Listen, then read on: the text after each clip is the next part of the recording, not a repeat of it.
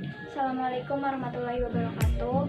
Nama saya Monika dari kelas 3B jurusan Administrasi Publik. Video kali ini untuk memenuhi ujian akhir semester. Baik, di sini saya akan menjelaskan perbedaan pengertian dari Electronic Government dan Electronic Governance.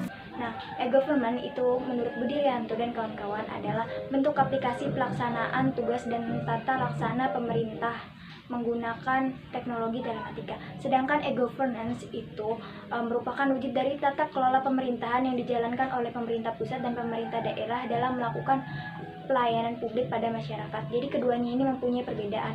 Kalau e-government ini menggunakan protokol one way communication atau komunikasi satu arah antara pemerintah dan masyarakat, sedangkan e-governance menggunakan protokol bidirektorial atau jalur dua komunikasi arah yang mengharuskan adanya reply dari masyarakat. Pada intinya, e-government ini diimplementasikan dalam bentuk aplikasi layanan berbasis teknologi informasi. Sedangkan e-governance itu digunakan konsep pemanfaatan teknologi untuk mengatur jalannya pemerintahan, perlu peraturan di dalam pemerintahan. Dengan kata lain, e-governance ini menjadi pengatur dalam menjalankan e-governance.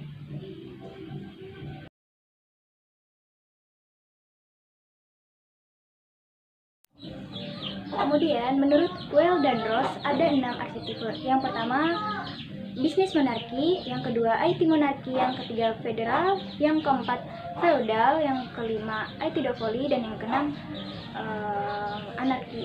Nah, di sini analisis IT di Bank Tabungan Negara itu termasuk ke dalam model bisnis monarki. Kenapa? Karena sektor ini memiliki visi misi yang melayani kebutuhan masyarakat umum sehingga memerlukan pola komunikasi dua arah antara masyarakat dan organisasi untuk memaksimalkan layanan. Nah, diperlukan peran manajer yang mengatur top down dalam organisasi. Oleh karena itu, tipe tata kelola BTN ini adalah bisnis monarki.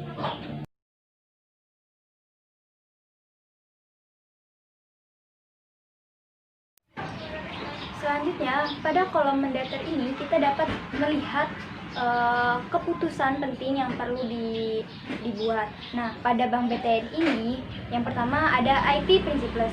Disebutkan dalam model Weil dan Ross, BTN ini memiliki steering committee yang memiliki tugas untuk menyusun semua kebijakan, strategi, dan target di IT untuk keseluruhan perusahaan di steering committee sendiri.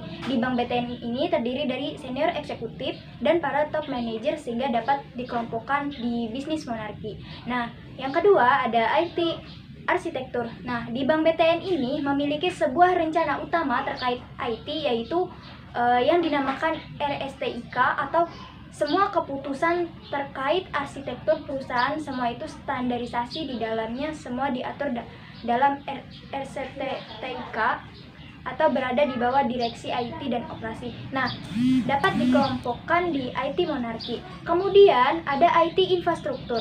Nah, RSTIK juga telah mengatur di dalamnya mengenai IT infrastruktur atau ITPD sendiri yang merupakan bagian dari direksi IT dan operasi, sehingga pada IT infrastruktur ini dapat dikategorikan sebagai IT monarki.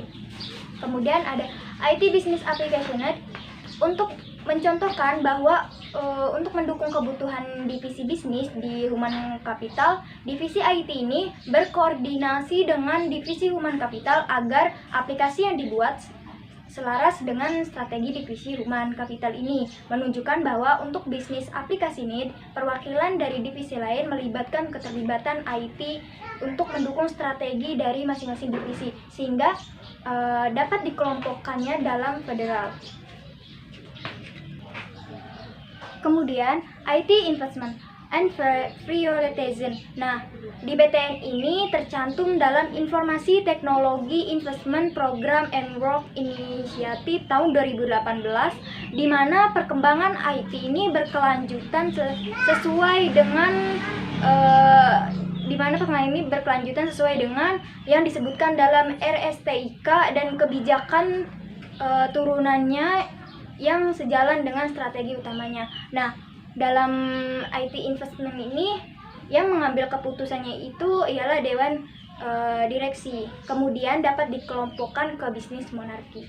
Kita bisa lihat dari tabel ini siapa yang mengambil keputusan, dan ternyata di Bank BTN ini kebanyakan yang mengambil keputusan dibandingkan memberi pengarahan. Cuman ada beberapa dari Bank BTN ini yang bisa memberikan pengarahan.